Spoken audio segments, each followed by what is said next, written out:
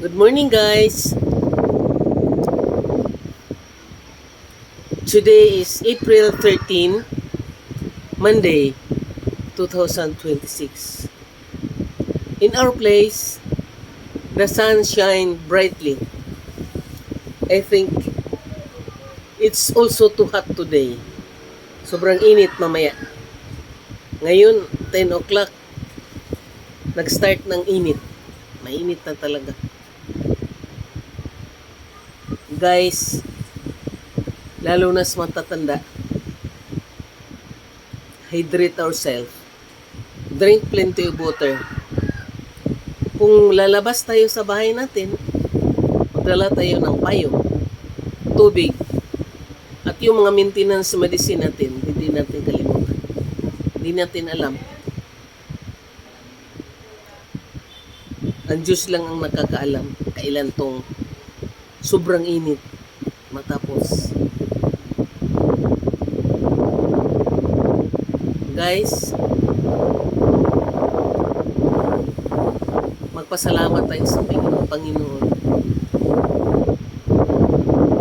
sa lahat na bagay na binigay niya sa atin, sa protection na binigay niya sa atin, na hanggang ngayon umiiral pa rin tayo dahil sa kanyang grasyang binigay sa atin. Wala tayong magagawa kung wala ang Diyos sa ating buhay.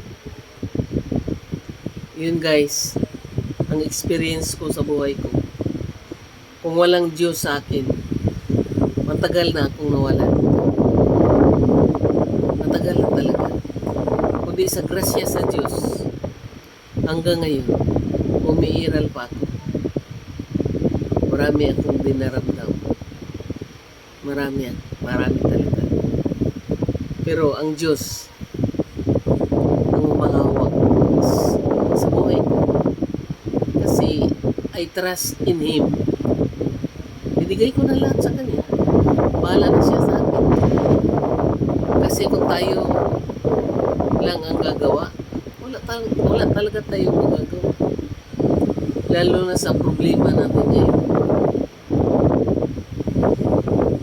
Lahat na tao sa mundo, basta buhay pa, may problema. Iba-iba lang level sa problema. Iba-iba lang level. Kasi yung mayayaman, may mga problema silang hindi ma-solve sa pera.